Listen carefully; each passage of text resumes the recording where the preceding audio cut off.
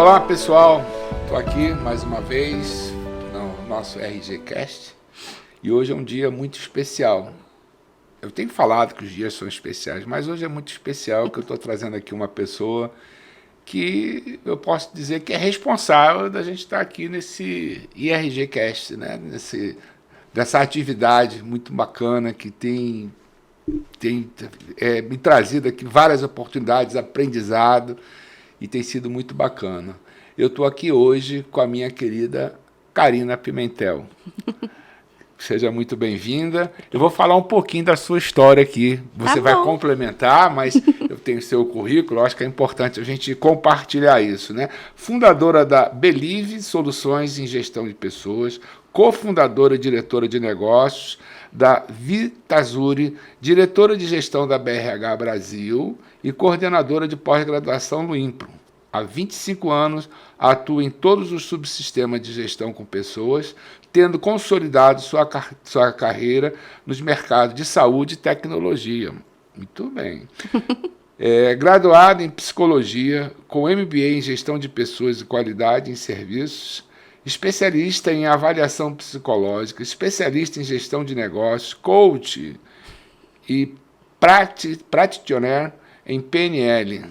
Muito bem, seja muito bem-vinda, Karina. Um monte de título, né? Mas essa não é a essência. Não é a essência, mas os títulos... Faz parte da história, né? Faz parte da história e da construção. Com certeza. Né? A profissional que você é, né? Porque o que a gente observa, quem lhe acompanha, eu passei a lhe acompanhar a partir do momento que eu tive a oportunidade de conhecer você.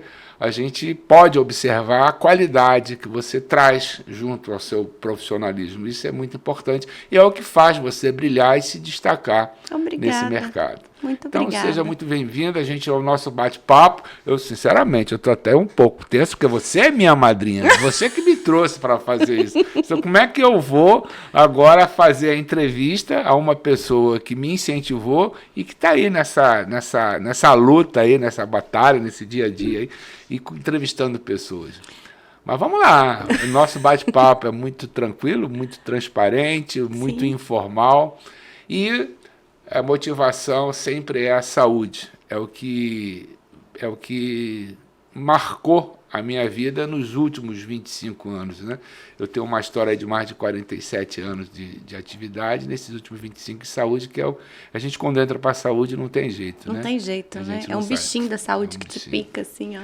Mas seja muito bem-vinda, Karina. Vamos falar um pouquinho de você, um pouco da sua história, e também vamos trazer aqui, porque a ideia, nesse momento, é a gente estar resgatando, trazendo para o público aquilo que aconteceu no nosso 4º Simpósio Nacional de Gestão Pública e Privada. Nós fizemos alguns encontros, foram poucos antes do simpósio, e a ideia é a gente estar trazendo aqui o que foi discutido, complementando, porque às vezes a gente não consegue falar tudo numa palestra, num ambiente, então às vezes falta alguma coisa. Sim.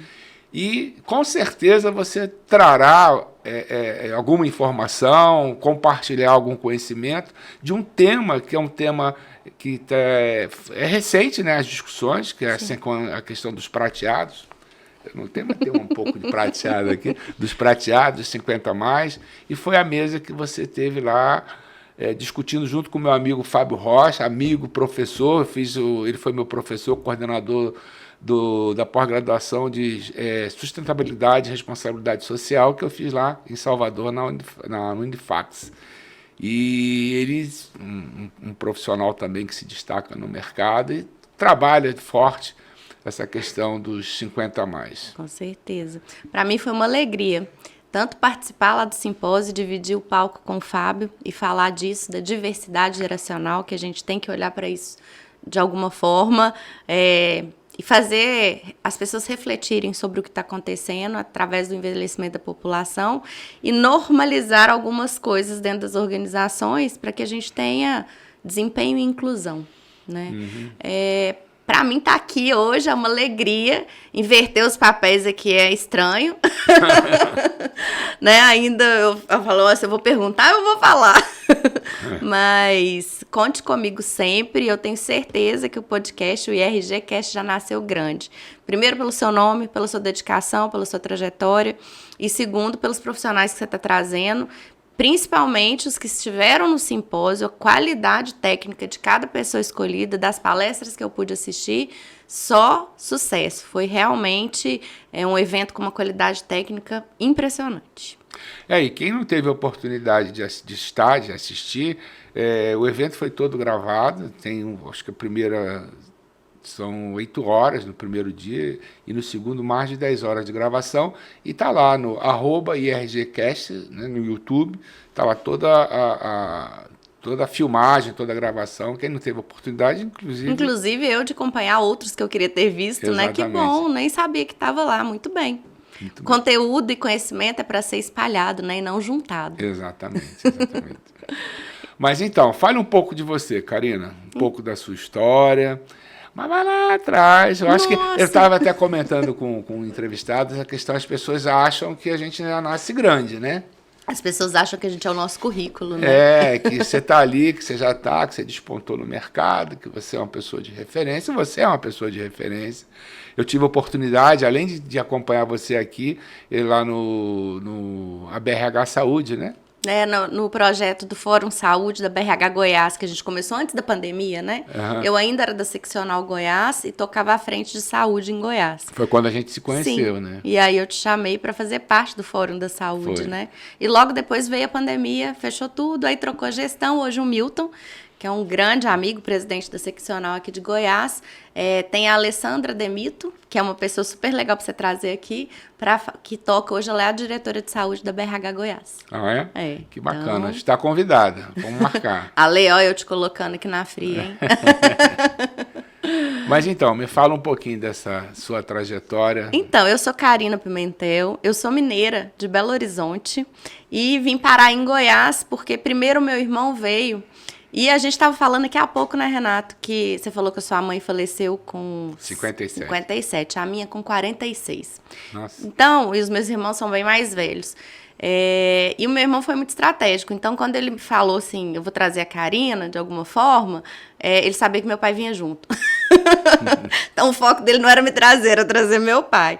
E aí eu vim transferida, na época eu fazia psicologia, já estava no 8º período, baguncei toda a minha grade, mas vim para trabalho com novas perspectivas, e enfim. E aí, coincidentemente, eu estava fazendo a minha matrícula lá nem era PUC, era UCG na época, eu vou fazer 20 anos de formada agora, em julho. Eu olhei para cima assim, tinha estágio, eu li tão rápido que eu li estágio Rádio Araguaia. E aí peguei um táxi, não sabe nem onde era. Falei, moço, quero ir nesse endereço aqui. Ele não tem essa rádio, você deve ter lido errado, é Rápido Araguaia.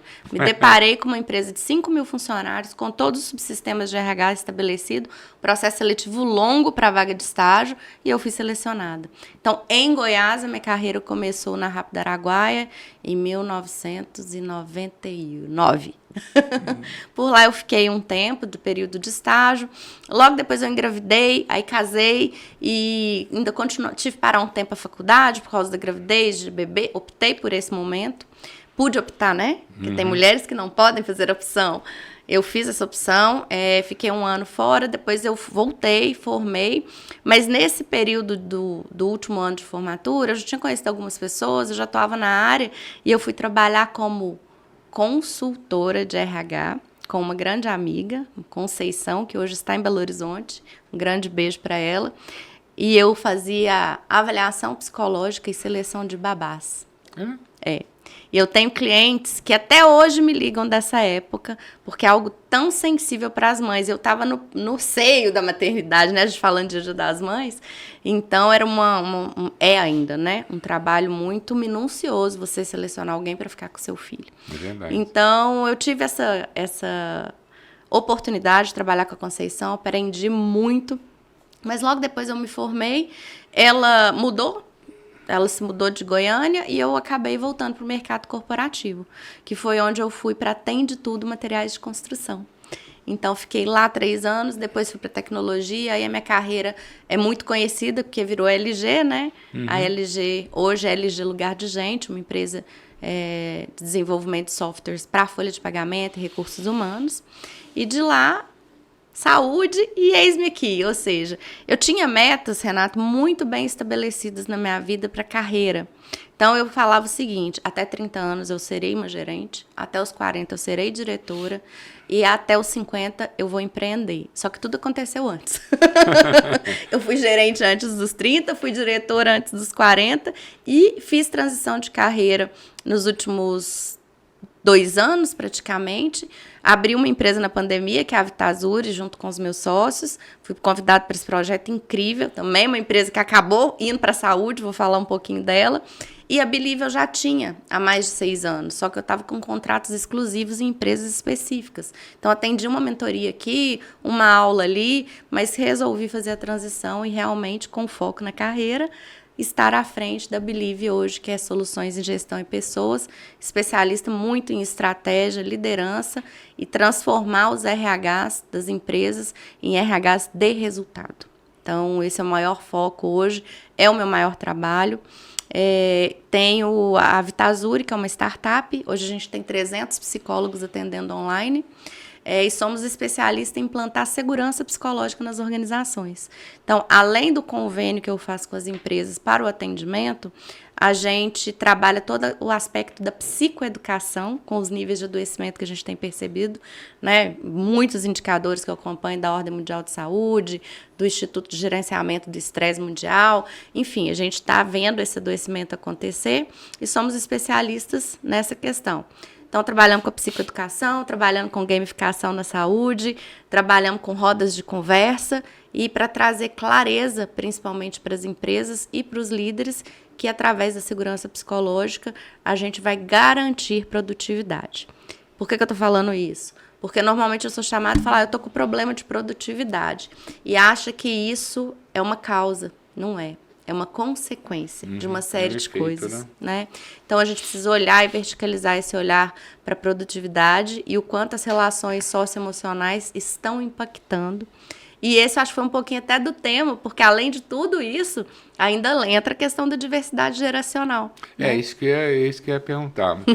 Então, segue aí, porque eu queria ver como é que entraria a diversidade aí nessa... Eu costumo, como eu tenho esse olhar da saúde, o olhar organizacional de gestão de pessoas, eu já falei várias vezes aqui no podcast, inclusive no podcast, seu podcast vizinho, que organizações que têm verdadeiramente o valor respeito não precisa necessariamente, tá? Levantar a bandeira da diversidade, porque isso já é genuíno dentro da organização. Então, quando a gente fala da diversidade geracional, ela já está presente em todas as organizações, mas o quanto ela é relevante para a sua organização e o quanto você, como líder, pode aproveitar o melhor que se tem de cada geração. Então, a diversidade geracional ela já existe. Quando eu dou aula de futuro do trabalho, uma das dinâmicas, meus alunos sabem, uma das dinâmicas que eu trago é fazer o caminho da experiência do colaborador, que hoje é tudo pela experiência, mas levando em conta a diversidade geracional dentro das organizações. Então, a gente usa as técnicas de design thinking para desenhar o que seria a experiência de um colaborador 50+, o que seria a experiência da geração Y, Z, enfim, todas essas gerações que já estão no mercado, para que a gente entenda o que é valor para cada geração e o que cada geração gera de valor para cada organização.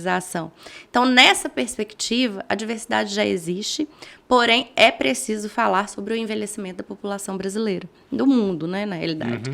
Mas no Brasil, a gente tem dados muito fortes desse envelhecimento e existe um viés, Renato, que eu brinquei muito lá no simpósio com os meninos, que é o viés do processo seletivo. Né? Enquanto a gente trouxer vieses inconscientes para qualquer processo seletivo, pode ser qualquer um, tá? Não só o da idade, mas o do gênero ou de outras características, nós vamos recorrer... Gera barreira, né? Nós vamos recorrer no erro da desinclusão e não da inclusão. Independente de idade, gênero, cor, raça, opção sexual, enfim, independe. O que eu preciso entender é como eu estou selecionando na minha empresa. né? E o quanto isso pode impactar positivamente a vida de tantas pessoas. Tô falando demais, né? Mas Não, ligado a isso... é como eu falei, podcast é um aprendizado, que você... Ligada ao envelhecimento da população brasileira, a preparação dos processos seletivos de forma inclusiva, eu acho que mais do que inclusivo, respeitosos, a gente tem a possibilidade dessa geração 50 mais precisar de melhor sustento. Por quê? A gente tem estudos também, e aqui no livro do Fábio ele fala muito sobre isso, em que a gente sabe que a pessoa que não se preparou para aposentar, e a gente sabe que o brasileiro não é uma pessoa disciplinada, com finanças, com uma previdência privada, não se planeja para isso, provavelmente eles vão ser, na verdade, obrigados a ter uma segunda opção, né, para poder se manter, uma vez que estamos vivendo mais, com mais qualidade de vida e precisando de recursos, inclusive, para viver.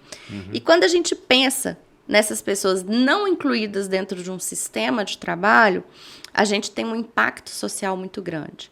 Primeiro, de novo, voltar ao adoecimento. Essas pessoas são produtivas. Eu sou produtiva, você é produtivo. Tudo bem que eu e o Fábio somos 40 mais, Fábio? Você achou que não ia entrar no rolê, né?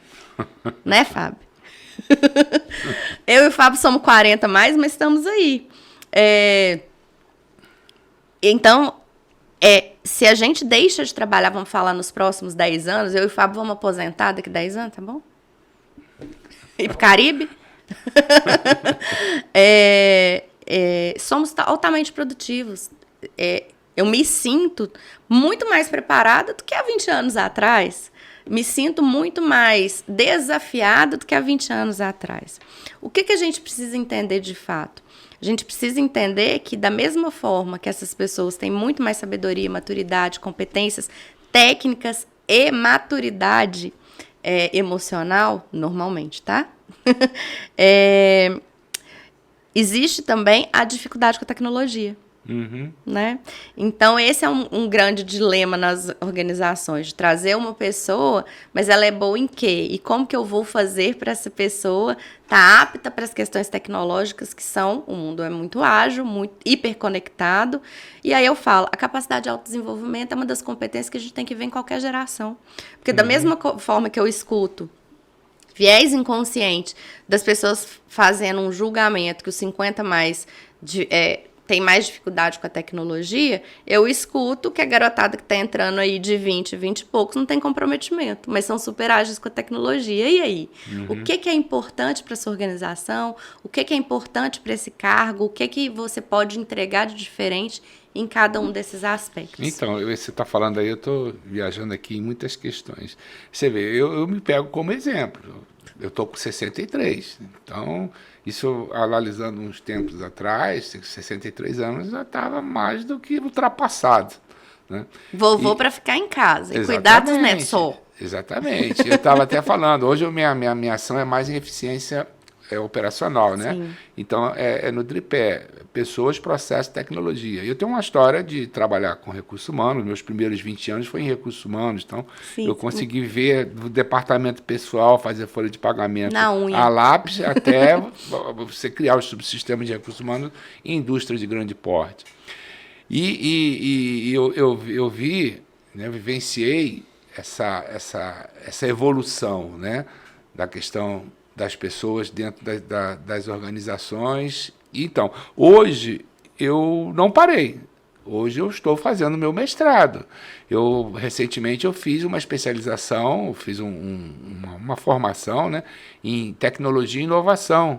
A minha dissertação de mestrado está voltada para tecnologia e inovação. Então eu fui nessa primeira fase de pessoas, trabalhar pessoas em RH, pessoas automaticamente já está vendo o processo e completou agora com o tripé da tecnologia, porque não dá para parar.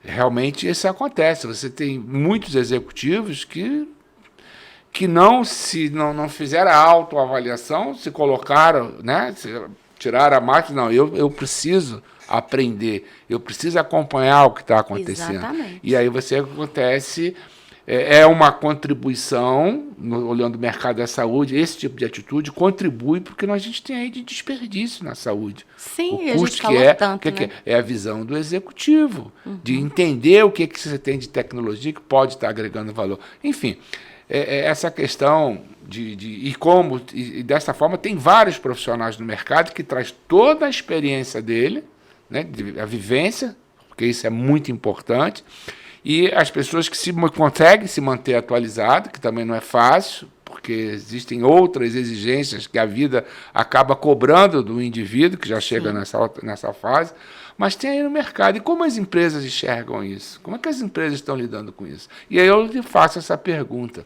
Você falou aí a questão da saúde mental, você trouxe alguns pontos, a questão de recrutamento e seleção, a questão da diversidade.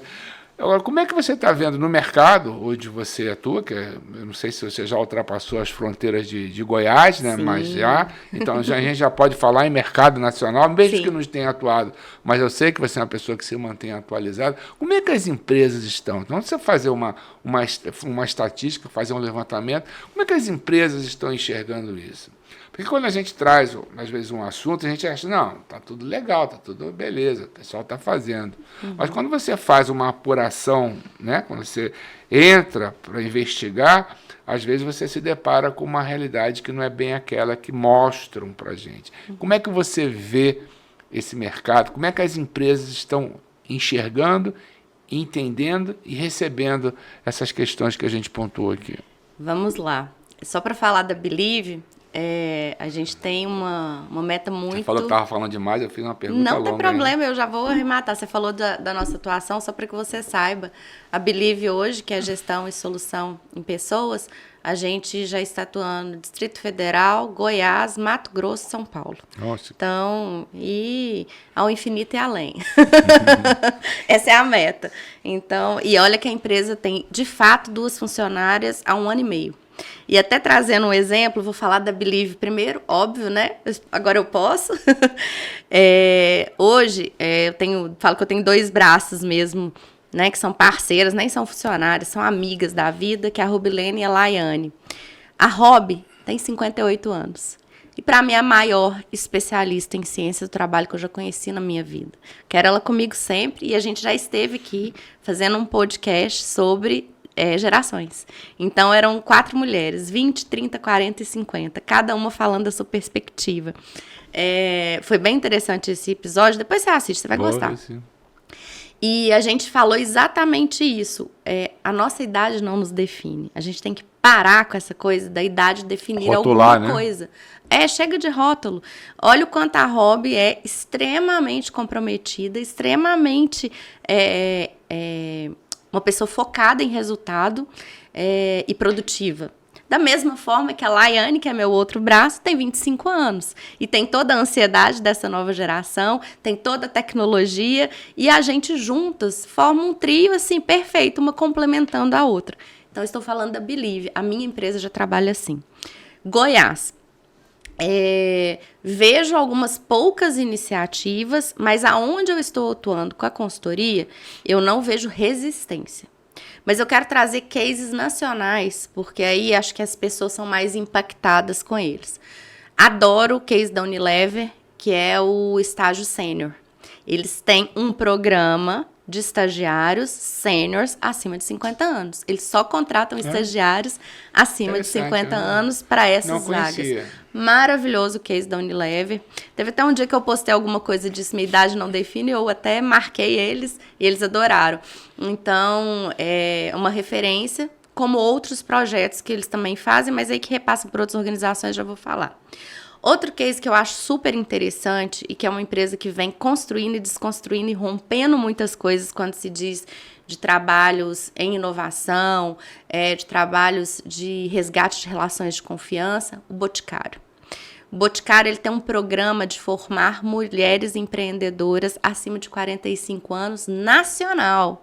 Agora eu não vou me lembrar o número, peço desculpas, mas se vocês entrarem no site do Boticário ou dar um Google, vai mostrar a quantidade de mulheres que eles já formaram. São milhares.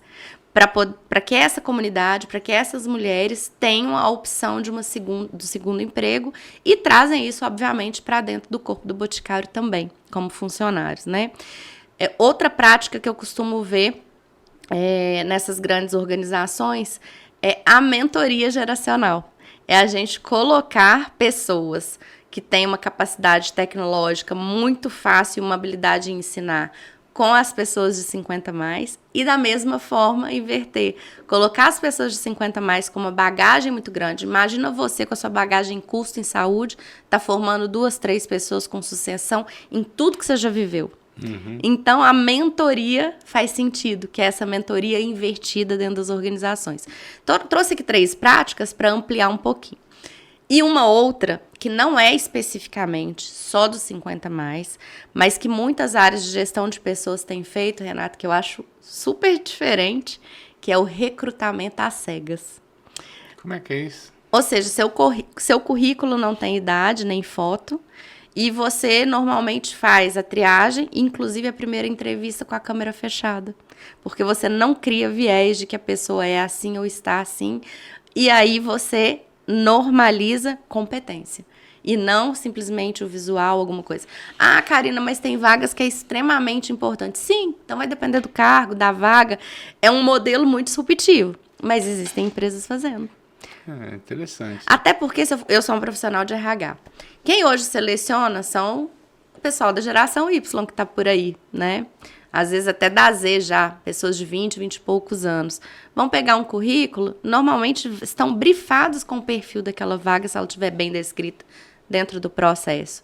E normalmente não são brifados normalmente quanto à idade, mas já tem uma tendência de contratar o quê? Gente parecida com a gente. Uhum. Então, se não for muito bem treinado, muito bem capacitado, essas pessoas que selecionam as pessoas dentro da organização para normalizar esses viés e realmente focar nas competências, nós vamos continuar tendo problema de inclusão de forma geral. E nessa sua trajetória, quais foram assim, os grandes obstáculos que você teve, seguindo essa linha que você trouxe aqui, quais foram os obstáculos que você teve, o que você marcou em você como uma coisa assim marcante mesmo? Nossa, eu tive tantos, meu Deus do céu, tanto aprendizado, tanto tombo, tanto erro, né? A gente aprende demais e evolui. Mas, assim, nos últimos tempos, Renata, eu tenho pensado e falado muito sobre isso. É o papel da mulher na liderança. E ainda estando em Goiás, que de fato é uma região mais machista, né? Com empresas familiares, e com poucas mulheres em cargo de diretoria a mais. Quando você vai para o eixo em São Paulo, isso é mais normal. Não é nem normal, é mais comum, que deveria ser normal em qualquer lugar. Então, muitas vezes durante a minha carreira, sem perceber, eu deixei de lado de ser mais feminina. Quer ver uma observação? Eu sou uma mulher que raramente usa uma maquiagem. Isso é reflexo de ser mais dura, mas, né, assim, usar saia, usar vestido foi de agora, de um tempo pra cá.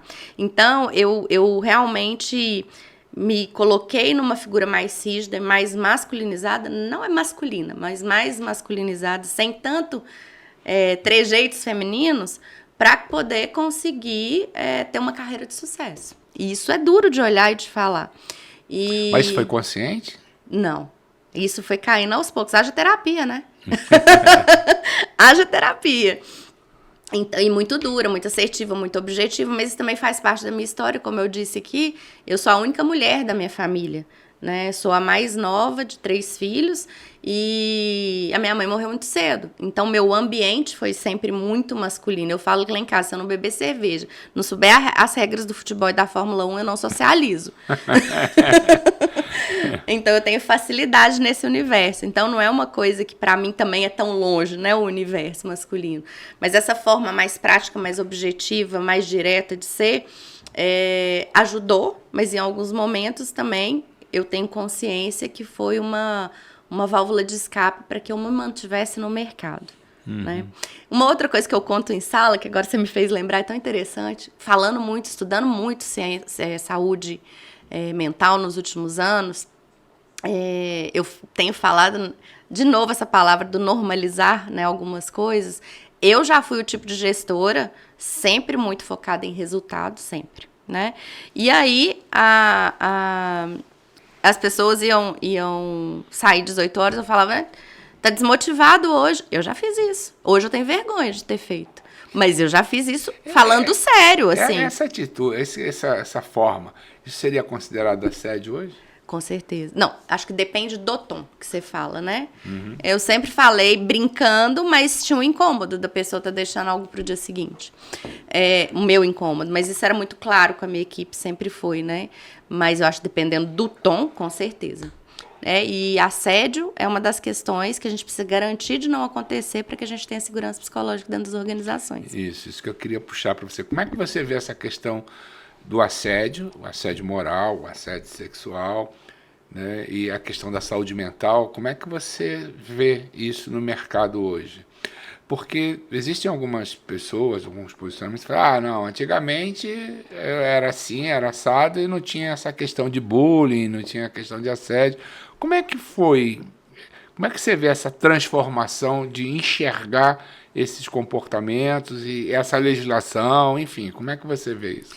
Então, eu vejo que as gerações, falando de gerações, né, as gerações anteriores tinham uma resiliência maior e talvez aguentássemos mais calados, né? E era um comportamento, talvez, de goela abaixo. Então, sempre existiu. Sempre existiu.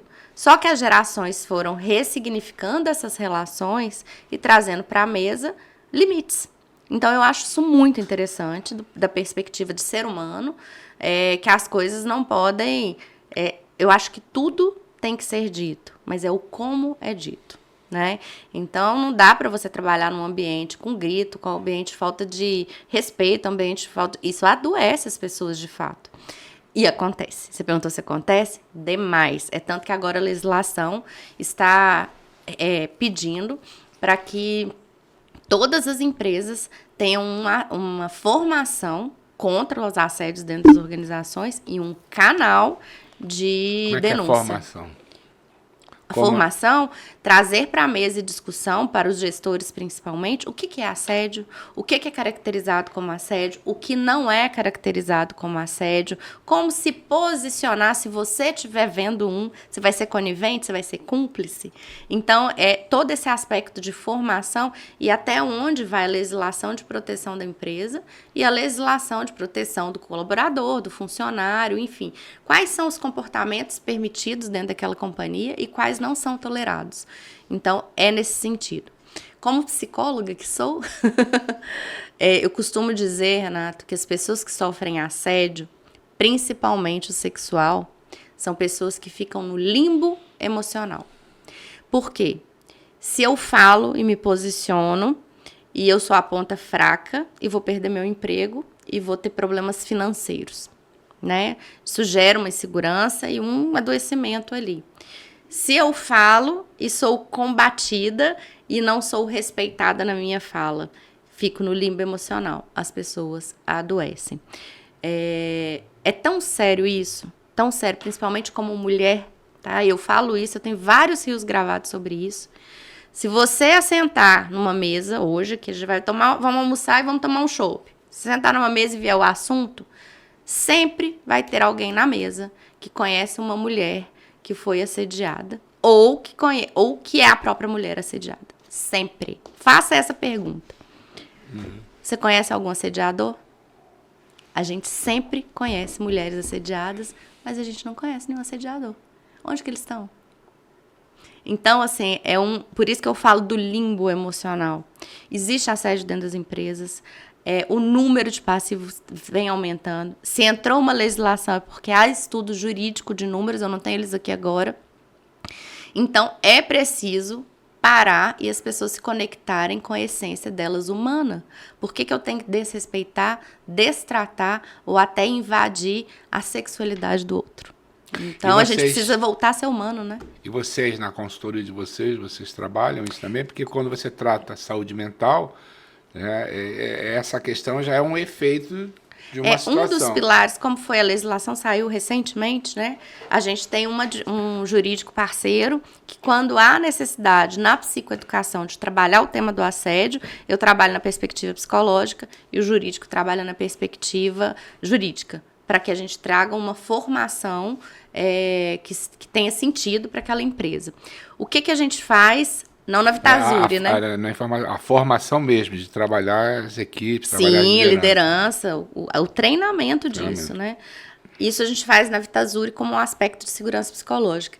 Na Believe, o que a gente tem feito muito?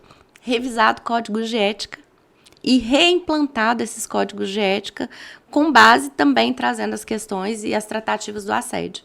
E aí a gente revisa esses códigos, reimplanta, pede para todo mundo assinar, refaz, e aí faz uma série de coisas de forma de implantação, faz game, faz quiz com as pessoas, enfim, e coloca isso para rodar em todos os níveis da organização. E como é que está o mercado? Ele é receptivo a essa questão? Sim, hoje as empresas...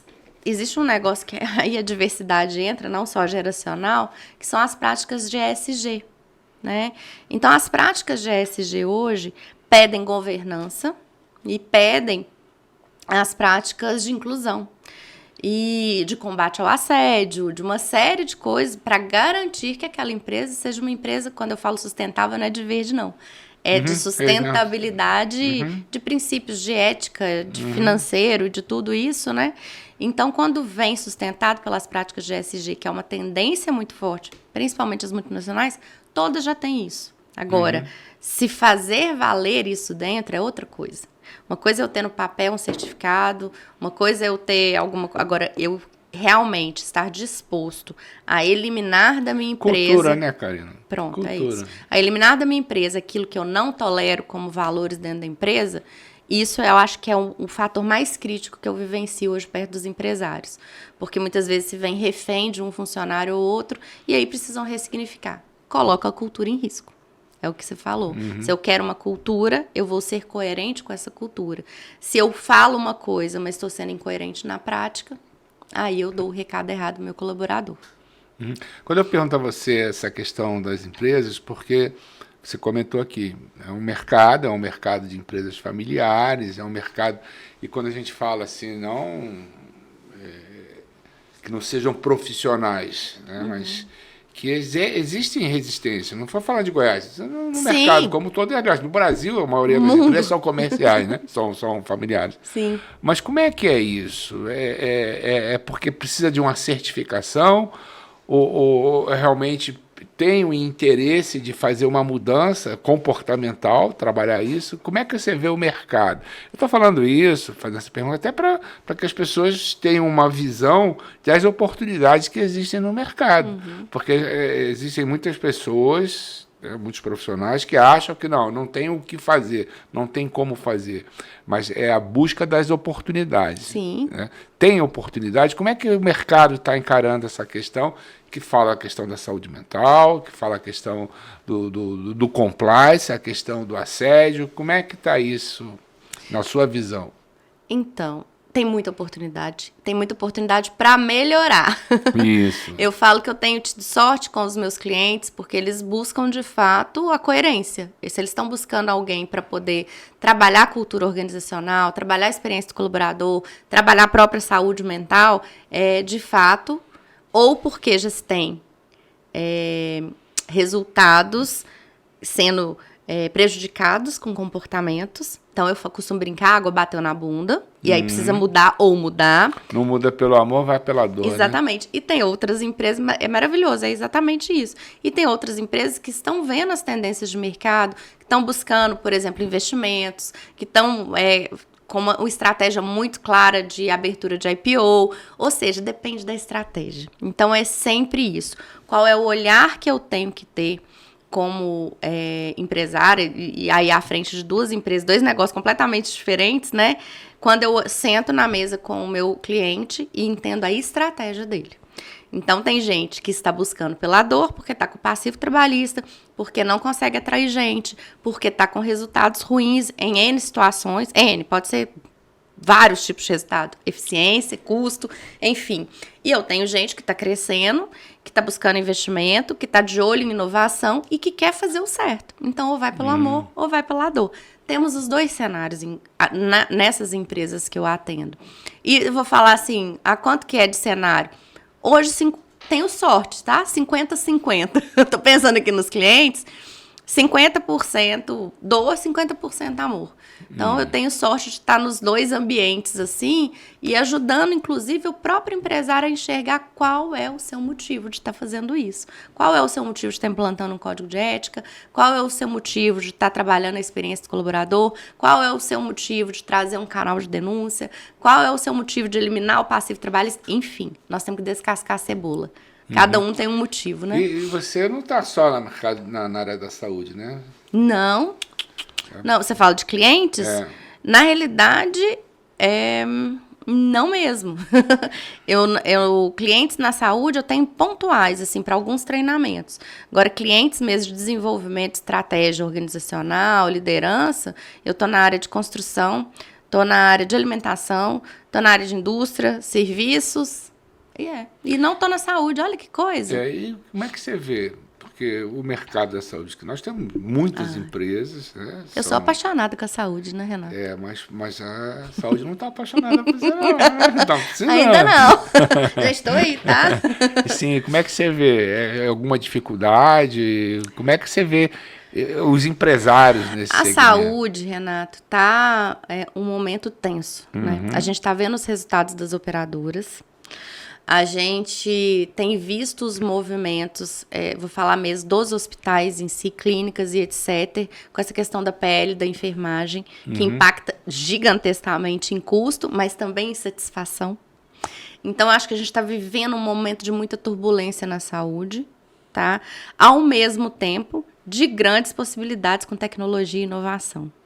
Para que a gente consiga equilibrar essas pontas todas que estão rolando. Então, o que eu vejo a saúde? Com vários pratinhos, né? Eu vou realmente focar em custo, mas como é que eu vou fazer isso com pessoas que estão sobrecarregadas, com pessoas que estão desanimadas, sentindo desvalorizado? O profissional da saúde sente muita desvalorização e eu vou te falar um pouquinho por quê. Eu vou olhar para processos, para essas pessoas e para tecnologia, mas como que eu olho para tecnologia e melhoro o ambiente das pessoas se eu estou tendo uma ineficiência em custo? Esse o cenário. Tem o cenário, mas o que acontece? É que eu estava até conversando.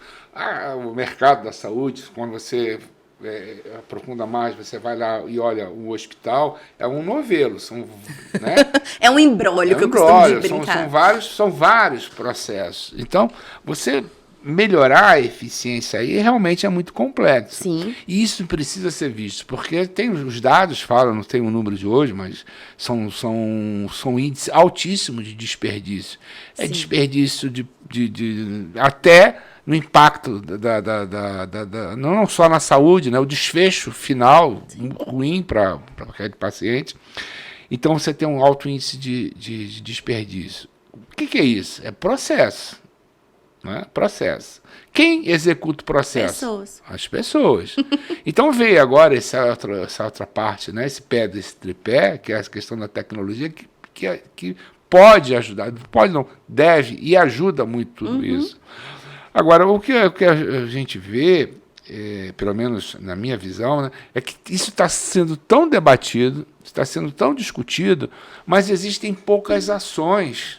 Muita iniciativa e pouca acabativa. Exatamente, do executivo, né, do profissional, do gestor, de realmente ter um enfrentamento. A gente está falando aqui, você estava falando das gerações, eu até botei lá no meu LinkedIn, eu vi um artigo na Forbes, e está falando dos jovens, né, a geração Z, que hoje as pesquisas deles lá no celular, através da Chat LGBT. Tá ali no celular, que é uma forma, é um comportamento novo dentro de uma organização. Aí eu deixo lá uma pergunta, e aí? O que você está olhando? Como que você está vendo a sua instituição? Como é que você como é que você está avaliando todo o comportamento das pessoas que estão na sua organização. Porque você tem o prateado, você tem o jovem, aquele que está chegando, com o que você falou aí, que traz toda a questão dessa inovação, você tem aquele que tem toda a experiência. E aí, quando você foca na questão da saúde, esse olhar e esse posicionamento que precisa ser, né, tomado, ser dado pelo executivo, é que vai contribuir para a redução desse desperdício. Uhum. E as pessoas querem, né? Os executivos hoje que a gente tem, querem ter esse protagonismo? Eles querem ter esse enfrentamento? Como que está a resiliência desse profissional? Eu estou te fazendo te devolvendo essas perguntas, porque 100% das organizações hoje que eu atuo, 100%, nós temos o maior dos desafios, liderança e comunicação. Isso é mundial, né? Você pega todo ano, você pega aquelas pesquisas... Né? Mas a minha mesmo aqui agora, né? É. E aí, como é que eu vou sair da trincheira ali da guerra que eu tô e enfrentar meu concorrente, enfrentar o mercado, enfrentar a redução de custos, se eu não sei quem está na trincheira comigo? Verdade. Então, assim, esse é um exemplo muito forte, né? Não é nem qual a guerra você está enfrentando, mas quem está com você. Então, a gente vive uma crise de verdade, eu sinto isso, de modelos de liderança, de profissionais que querem fazer a diferença e, de fato, querem estar na trincheira com alguém. Né? Tá, cada um parece construindo a sua trincheira sozinho e preferindo ir sozinho, tentando chegar do outro lado, do que, de fato, encarando juntos como atravessar o caos. Uhum. Sim, esses são as lideranças. E os grandes líderes, os executivos, os CEO, as pessoas que estão no comando. Você vê que elas não enxergam isso, não estão enxergando? Então, isso é a dor deles, né?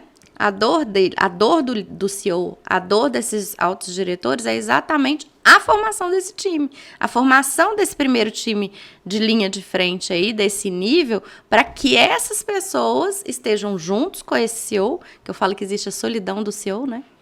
A solidão do CEO, seja ele família, seja ele um executivo contratado de mercado, vive esse mesmo conflito de quem vai para a trincheira comigo.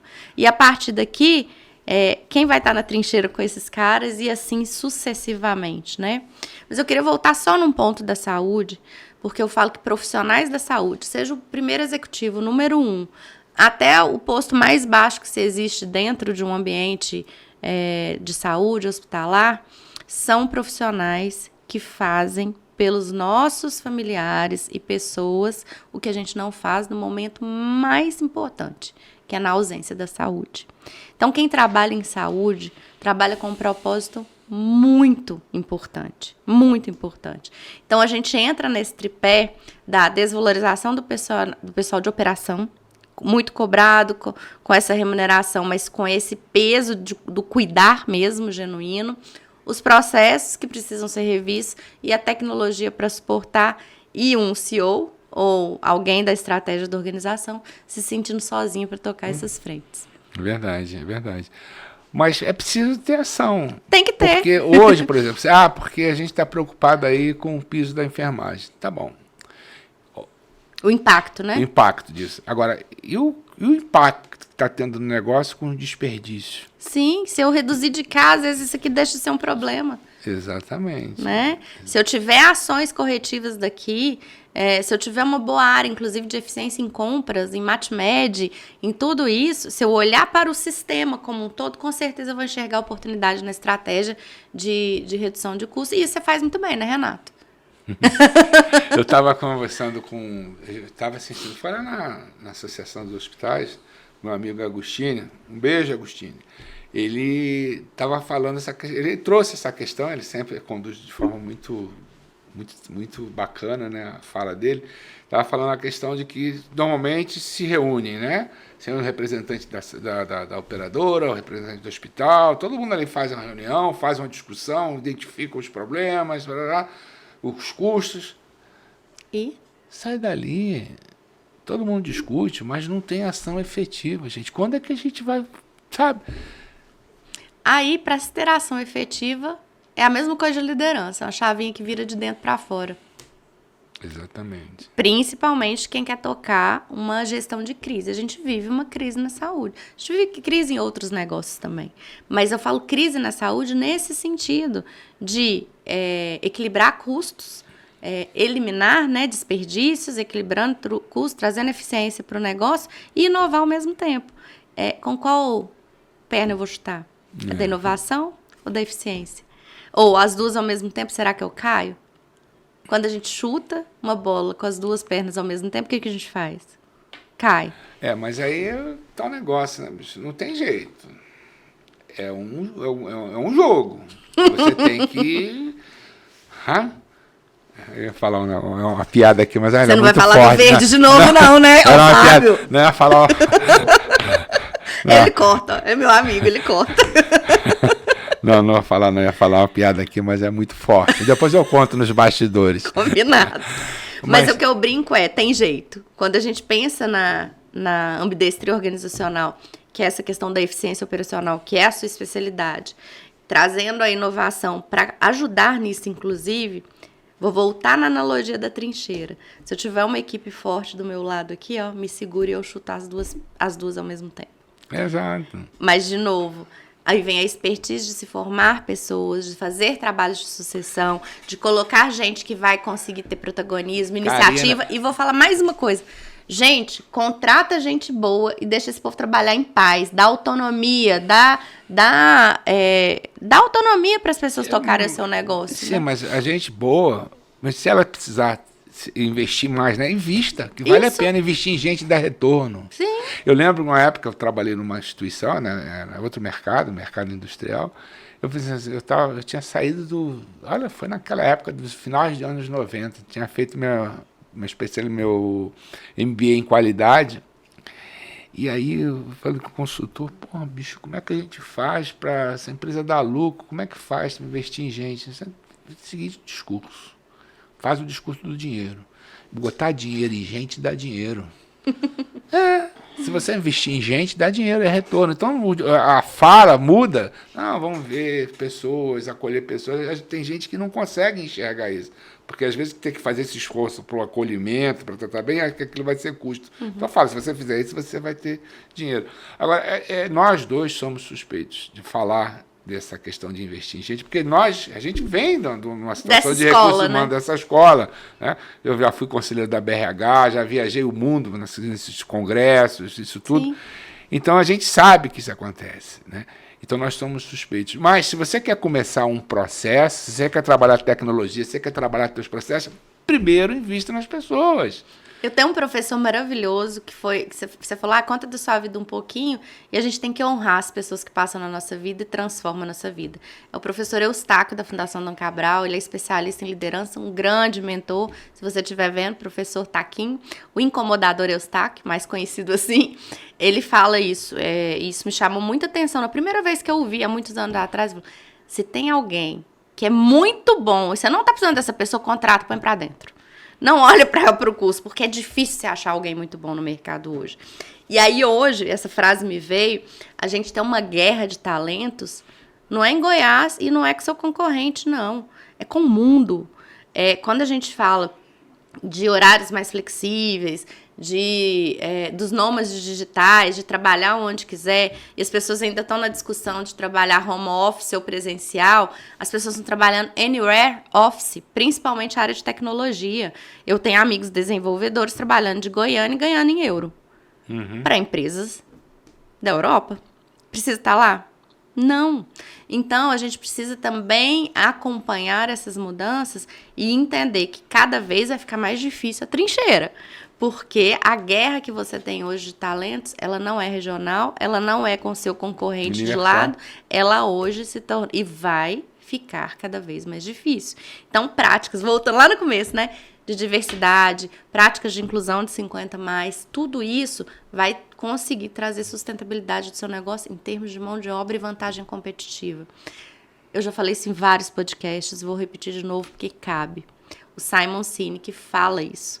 100% dos clientes são pessoas. 100% dos funcionários são pessoas. Se você não entende de pessoas, você não entende de negócios. Sai do negócio, né?